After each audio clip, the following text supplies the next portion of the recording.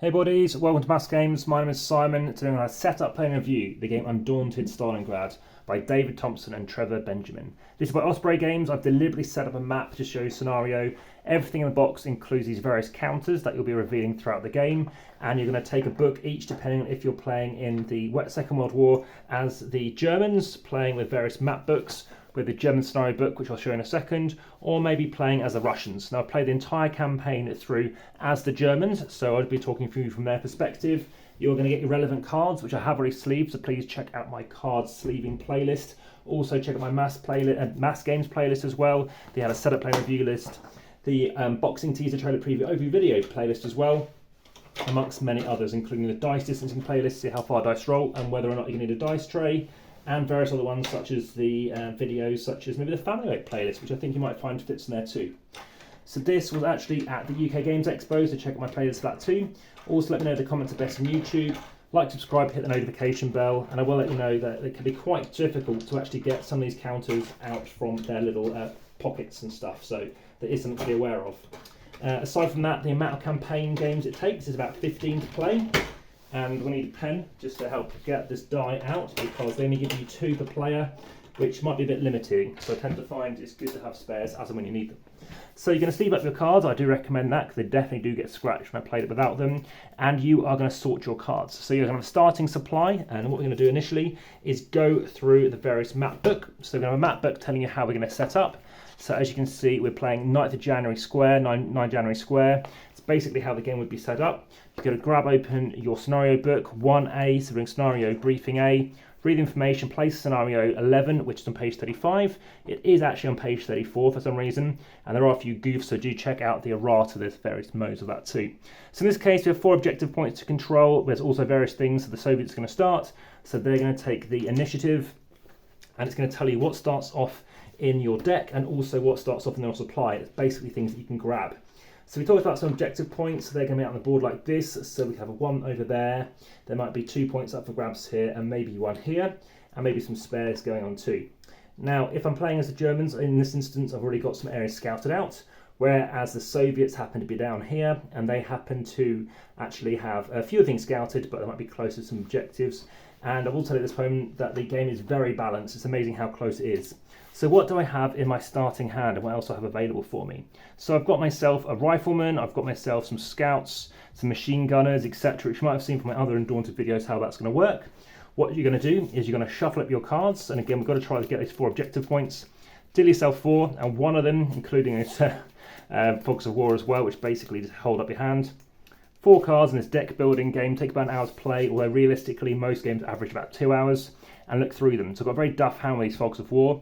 You could play that and get initiative of 1, which is the lowest. Again, considering the Soviets have the initiative, it means I'll definitely be going second if I play a 1. I might want to play Platoon Sergeant though. It lets me draw a few more cards up. So in this case, I'm going to have my supply, which I'll leave out a shot. Lets me get some scouts, let me get some machine gunners, some riflemen, etc. So I tend to leave those out as a nice display.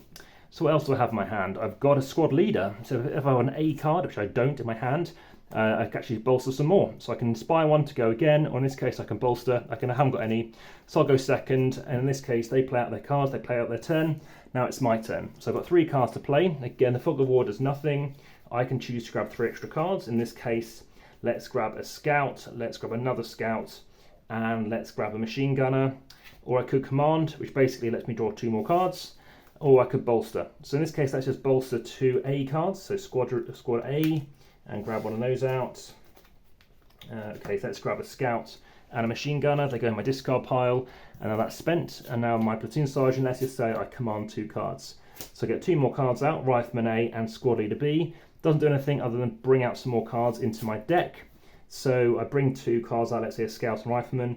Rifleman A can either move, attack, or control. Well, coming Rifleman A is over here. He could control, like this, but although he's controlling something now, that doesn't control any of these mission points, and you need to be controlling them to win.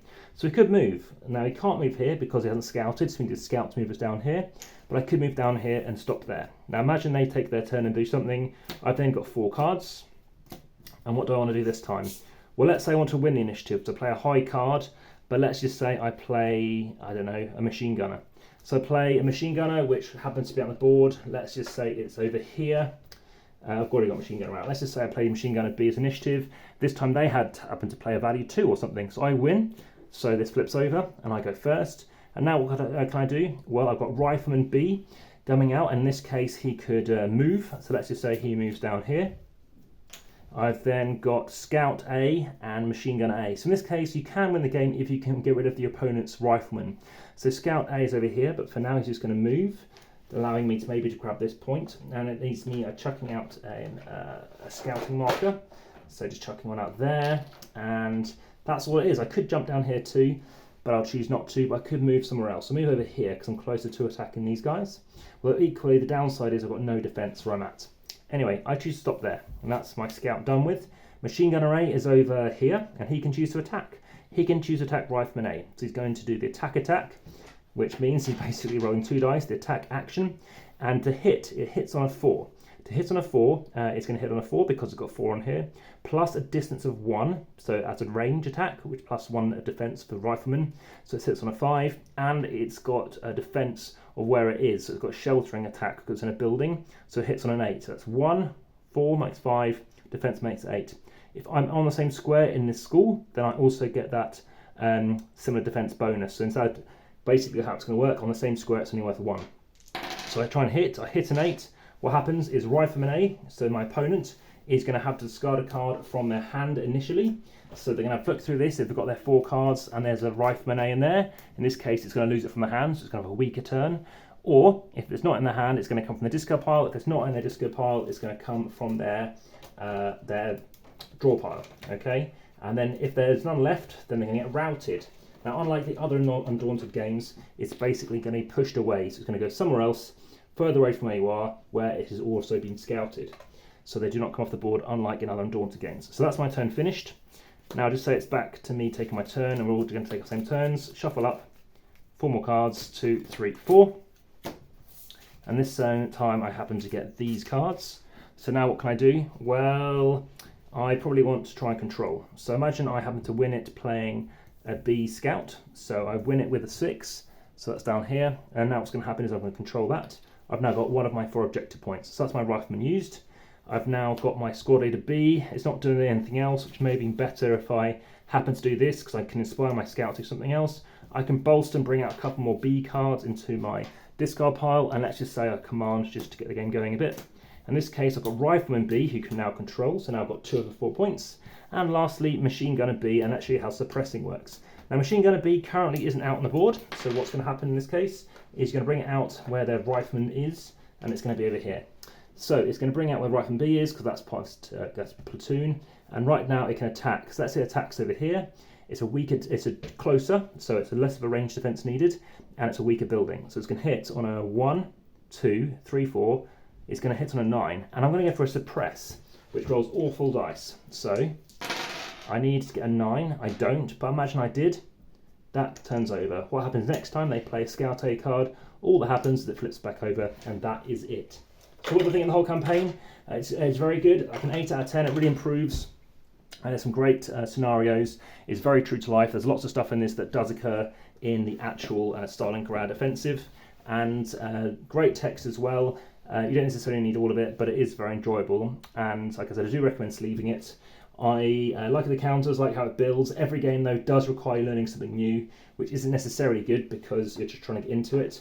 And some missions can go very long, but there are other things, such as tanks that come in, and you've got tunnels, so you can bounce around and appear elsewhere in the underneath the cellars and stuff.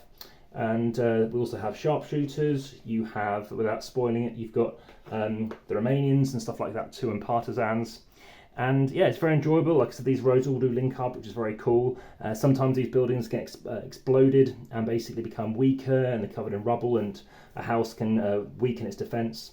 Engineers that can flame and move people around elsewhere.